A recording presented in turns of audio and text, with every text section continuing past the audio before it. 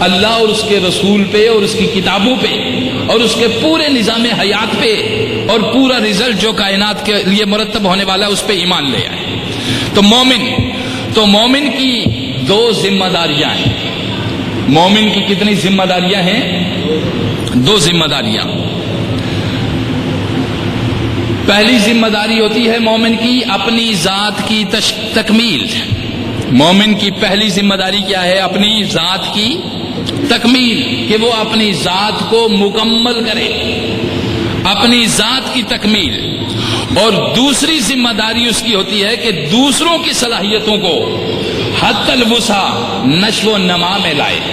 دوسروں کی صلاحیتوں کو یعنی اپنی ذات کی تکمیل کرے اور دوسروں کی صلاحیتوں کو بہتر راستے پہ لگا کر ان کی صلاحیتوں کو نکھار کر ان کو اللہ کی بارگاہ تک رسائی ہوتا پہنچائے، رسائی دے.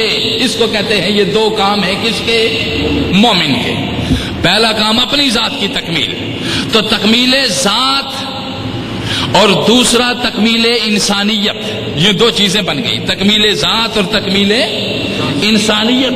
انسانیت اس وقت تک مکمل نہیں ہوتی جب تک انسان تکمیلی مراحل طے کرتا کرتا اس جس مقام سے یہ ٹوٹ کے گرا تھا اسی مقام تک نہ جڑ جائے، اس وقت تک تکمیل مکمل نہیں ہوتی.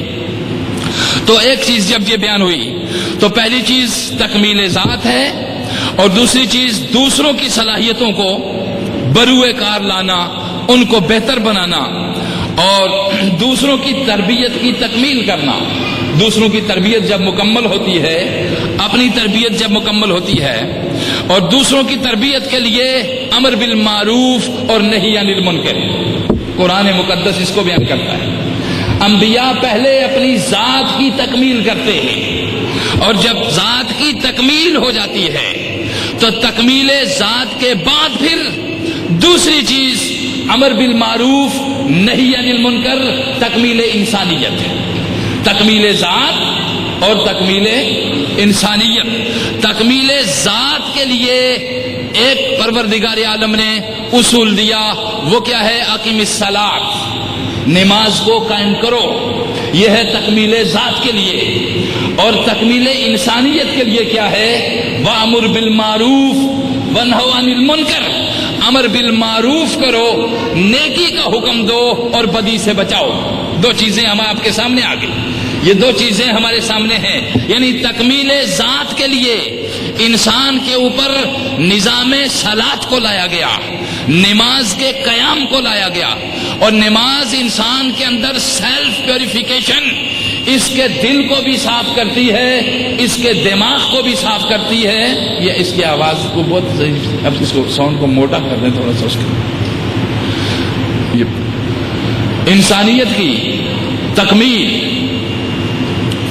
انسانیت کے لیے اور تکمیل ذات کے لیے انبیاء تشریف لاتے.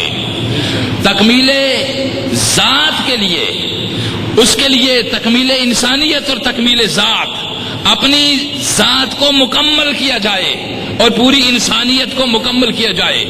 تو تکمیل ذات ہوتی ہے عبادات کے ساتھ اور تکمیل انسانیت ہوتی ہے بدی سے روکنا اور نیکی کو اجاگر کرنا. یہ دو چیزیں انبیاء لے کر آتے ہیں اور یہی مومنین کے خصائل اور اس کی صفات کے اندر شامل ہے. اب تکمیل ذات تربیت فرمایا، وہ کس طرح سے ہوتی ہے؟ وہ ضابطہ جو حضور صلی اللہ علیہ وسلم کو، آقا علیہ الصلوۃ والسلام کو معراج کی رات عطا کیا گیا. اور وہ کیا تھا؟ نماز کی ادائیگی. نماز انسان کو ظاہری نفاست بھی عطا کرتی ہے اور نماز انسان کو باطنی طہارت بھی عطا کرتی ہے. ظاہری نفاست، باطنی طہارت، یہ دونوں چیزیں جب انسان کو حاصل ہوتی ہیں، یعنی ظاہری پاکیزگی اور باطنی پاکیزگی، جب یہ دونوں پاکیزگیاں انسان کو حاصل ہوتی ہیں تو ان دونوں قسم کی پاکیزگیوں سے انسان کی روح پاکیزہ ہوتی ہے. توجہ دیجیے، جب بھی آپ کا جسم گندا ہوگا، جب بھی آپ کا لباس گندا ہوگا، جب بھی آپ کا دل گندا ہوگا، یعنی دل میں برے خیالات ہوں گے، برے وسوسے ہوں گے، لباس گندا ہوگا، جسم گندا ہوگا، تو آپ کے دل کے اندر ایک زبردست قسم کی کراہیت محسوس ہوگی، اپنے آپ کو ایک مکروہ خیال کیا جائے گا، اور آپ اپنے آپ کے اندر ایک پریشان حال رہیں گے، پریشانی کا ایک شکار رہتے ہیں انسان۔ تو جب انسان جسمانی طور پہ غلیظ ہو، قلبی طور پہ غلیظ ہو، روحانی طور پہ غلیظ ہو، تو تکمیل انسانیت نہیں ممکن ہو سکتی، انسانیت کی تکمیل ممکن نہیں ہو سکتی۔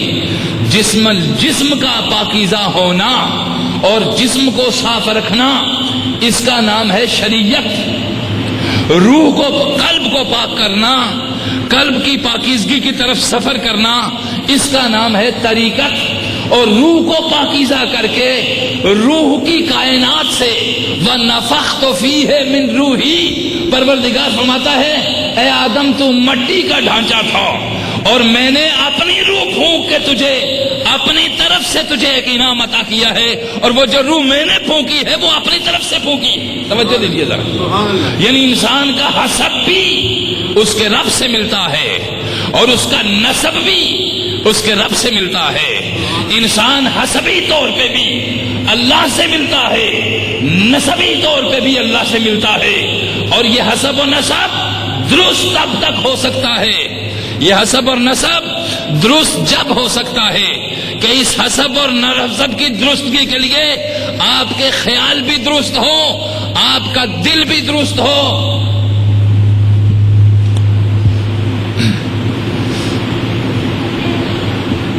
آپ کے خیالات، بس اتنا ہی چھوڑ دیں، اس کو رہنے دیں، آپ سیٹ نہیں ہو سکتا آپ سے ہی۔ آپ کے خیالات بھی پاکیزہ ہوں، آپ کے دماغ بھی پاکیزہ ہو، اور آپ کا دل بھی پاکیزہ ہو۔ یہ دونوں پاکیزگیاں، یہ تینوں قسم کی پاکیزگیاں، اس کو بیان کیا گیا یزکیہم۔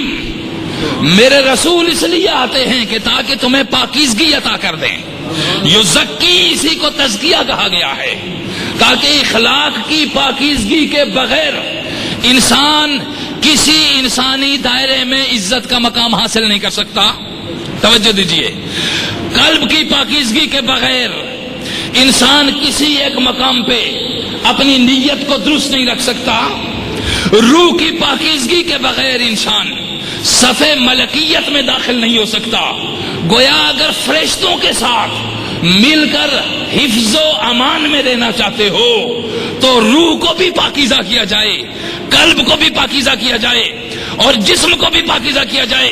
معراج کیا ہے؟ توجہ دیجیے، اے انسانیت، محمد مصطفیٰ کی معراج یہ ہے کہ مصطفیٰ کریم کا جو وجود تھا وہ ایک اس صنف کے اندر بدلتا چلا گیا کہ مادی وجود، کثیف وجود میرے مصطفیٰ کا جو وجود تھا وہ اتنا لطیف ہوتا چلا گیا، اتنا لطیف ہوا کہ بدن مصطفیٰ قلب مصطفیٰ میں بدل گیا۔